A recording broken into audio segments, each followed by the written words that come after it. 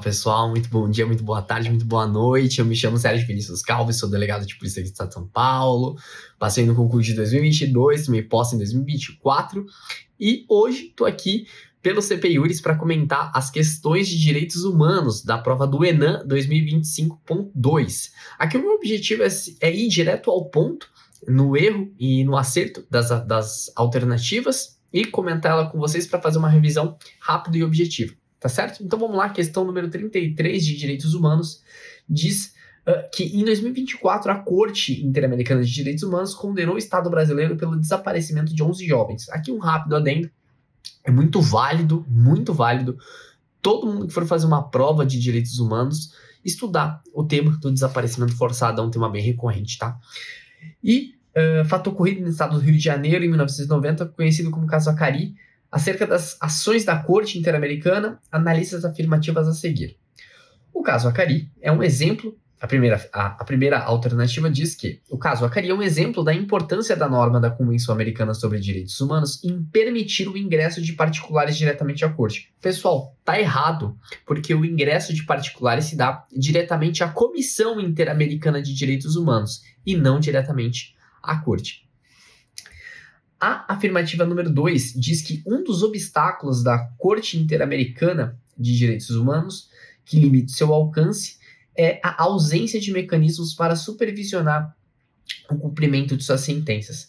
Pessoal, tá errada essa afirmativa, porque a Corte Interamericana possui sim mecanismos de supervisão. Ela publica suas manifestações acerca do adimplemento das obrigações que são estabelecidas pela Corte quando profere uma determinada decisão. Então, está incorreta essa afirmativa. E a afirmativa 3 diz que a sentença pela Corte Interamericana de Direitos Humanos é definitiva e inapelável, não havendo a possibilidade de recurso de apelação pelo Estado afetado. Essa afirmativa está correta, pessoal, é o texto expresso da Convenção Americana de Direitos Humanos. Aqui eu faço um adendo que caberia um pedido de interpretação no prazo de 90 dias, que é para sanar apenas obscuridades ou alguma omissão que tenha ocorrido na decisão. É bem semelhante ao embargo de declaração aqui dentro do nosso ordenamento jurídico, tá? Vamos para a questão 34, que fala sobre o caso Favela Nova Brasília. Eu acredito que esse caso é, inclusive, um dos mais cobrados de direitos humanos, tá? Da jurisprudência interamericana, que diz respeito ao Estado brasileiro. Inclusive, todo mundo que vai fazer uma prova de direitos humanos tem que conhecer a jurisprudência interamericana, principalmente no que diz respeito aos casos brasileiros. Os outros casos estrangeiros, pode ser que seja válido, sim, o candidato ter o conhecimento, mas sabendo o Estado brasileiro, ele já consegue eliminar boa parte dos problemas, tá? Então vamos lá no caso da questão 34, eu vou passar direto para as alternativas, tá, pessoal? E vamos lá, a primeira afirmativa diz que a partir do cotejo entre as determinações da Corte e as decisões da STF sobre o tema, analise o que se afirma a seguir. Garantir às vítimas de delitos ou aos seus familiares de participar de maneira formal e efetiva na investigação dos delitos, que é conduzida pela polícia ou pelo Ministério Público. Aqui, só um rápido ponto, que é importante se atentar que está querendo se dizer sobre a ADPF 635, tá? Então aqui a gente tem que se atentar para o que foi decidido na ADPF 635, ok? E nas decisões do STF sobre esse tema. Então vamos lá, a primeira alternativa está correta. Está correta porque justamente essa participação efetiva das vítimas foi um dos pontos que a Corte determinou na sua decisão, tá? No caso Favela Nova Brasília. Essa importância, né, de participação. Alternativa número 2, realizar a audiência de custódia com a apresentação da pessoa presa para a autoridade judicial em até 24 horas após a prisão. Está incorreta essa alternativa, por quê? A audiência de custódia, de fato, ela é prevista no nosso ordenamento jurídico, porém o seu fundamento vem da Convenção Americana de Direitos Humanos e a ADPF 347 e não na ADPF 635.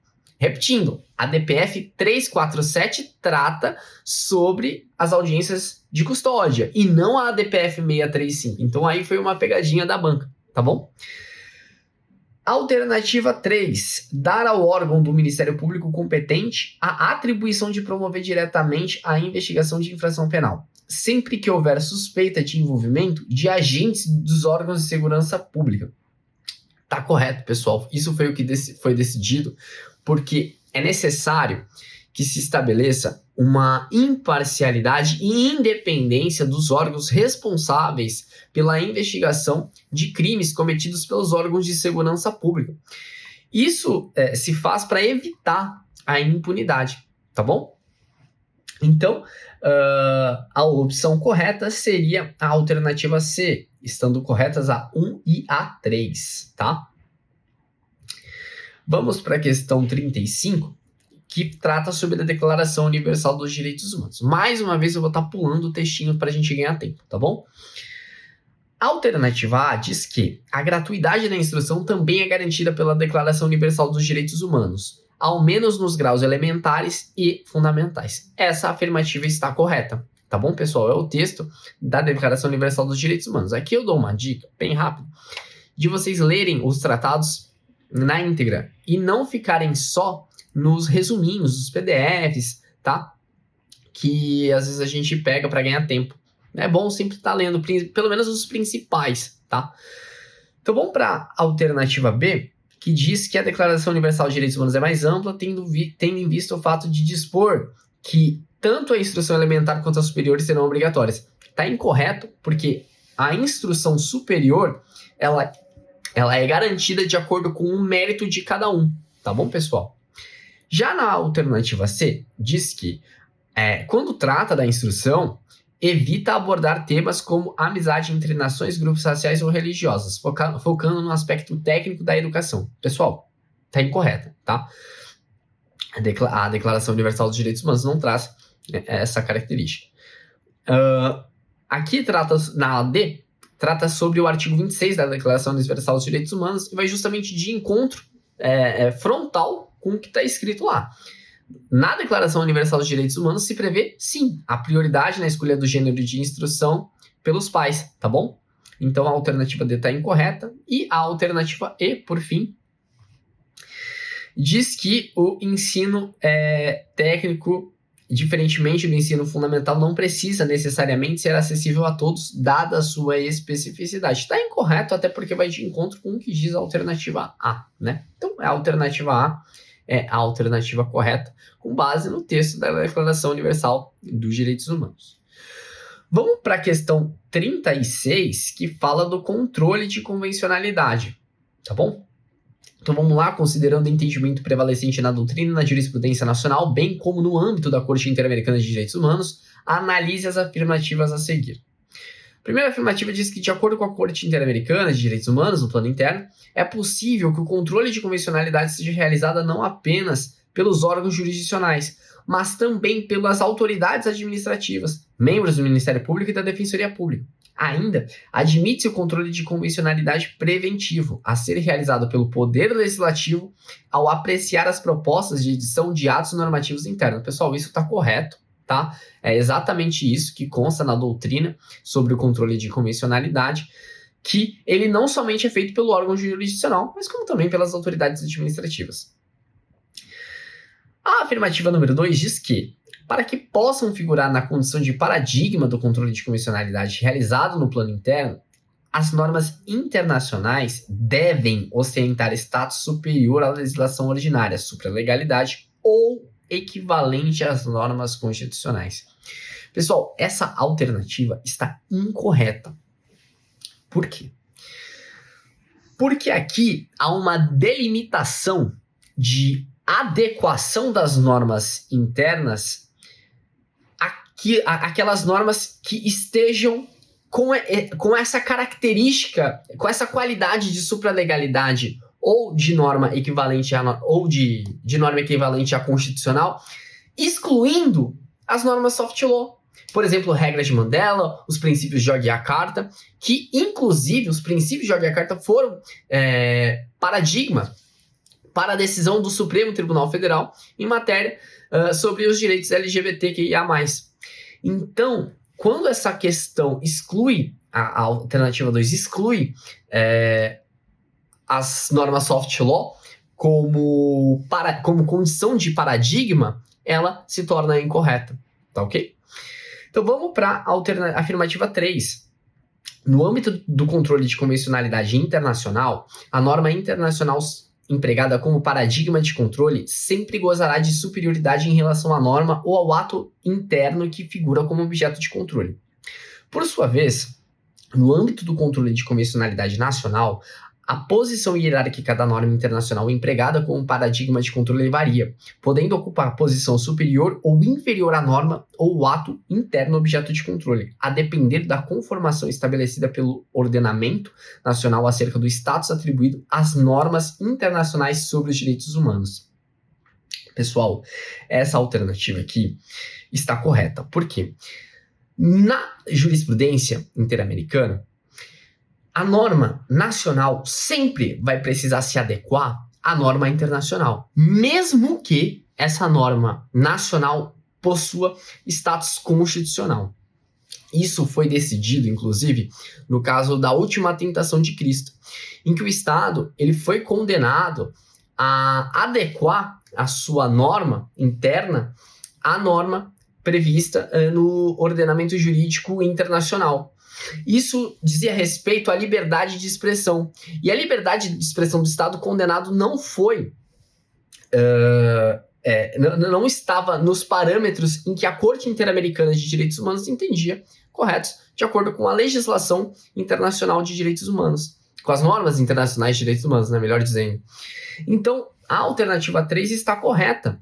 A legislação nacional precisa se adequar sempre à legislação à norma internacional de direitos humanos, tá? Norma internacional é um termo mais correto, né? Porque a gente consegue compreender também aqui as normas soft law, tá? E que possuem muitas vezes status jus cogens, né? Que é aquela imperatividade.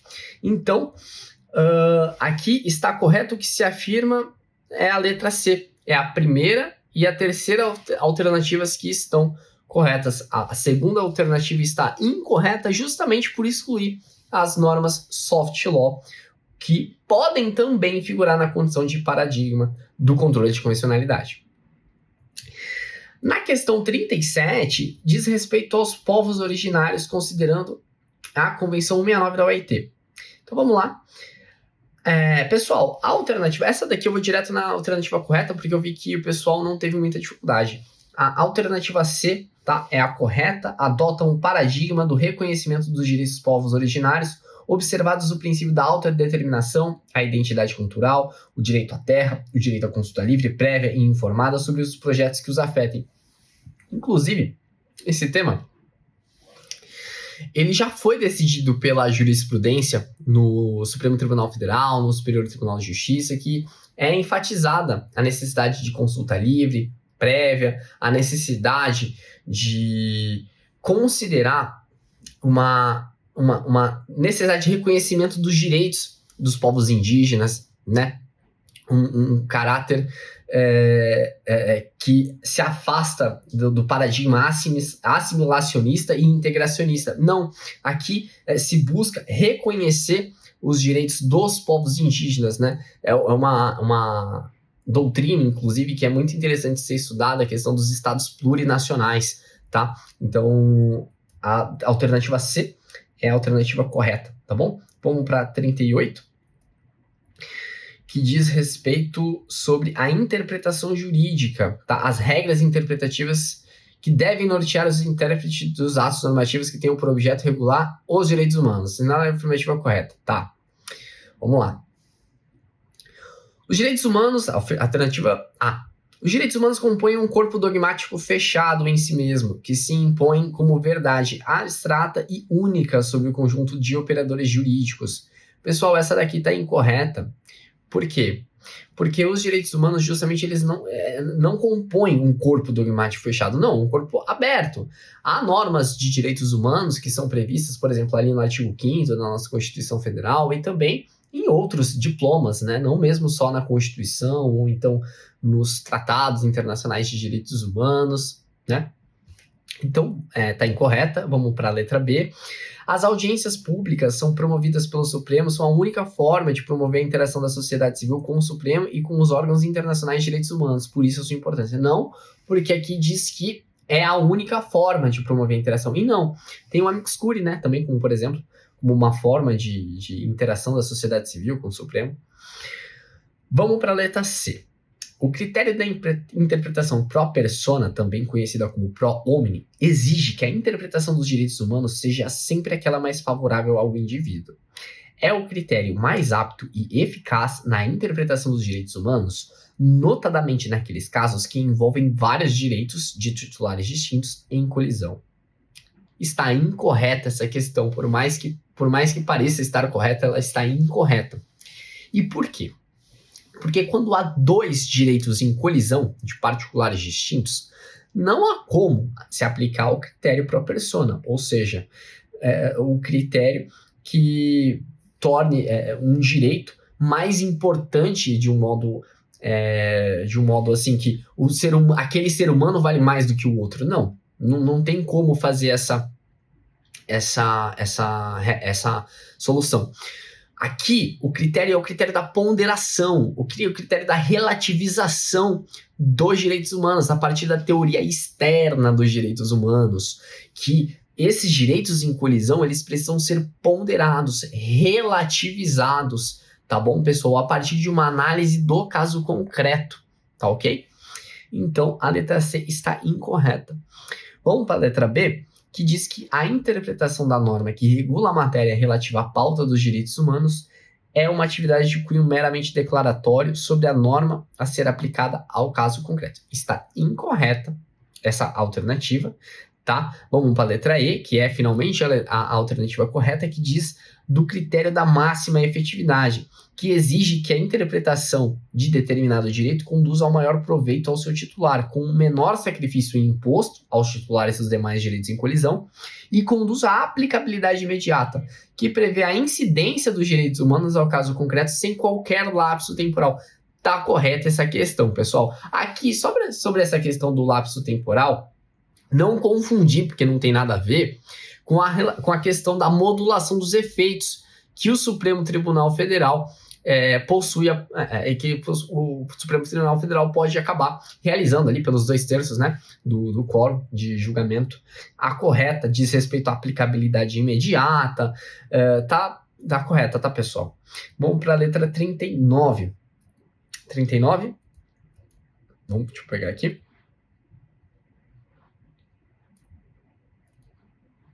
39 é processo civil, pessoal. Já acabamos, então, as questões de direitos humanos. Eu agradeço quem me acompanhou até aqui. Estou disponível para caso hajam mais dúvidas. Se vocês tiverem alguma necessidade de entrar em contato comigo, quaisquer razões, saibam que meu Instagram está aberto, @delegadocaus, para quem quiser me mandar uma mensagem. E tamo aí.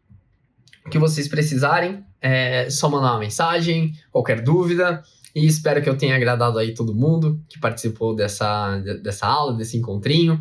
Aqui o objetivo foi só fazer uma revisão breve mesmo sobre as questões, tá? E lembrar alguns conceitos importantes e sanar eventuais dúvidas que o pessoal que fez essa prova pode ser que tenha ficado. Um grande abraço, fiquem com Deus, tenham um bom dia, uma boa noite, uma boa tarde a todos.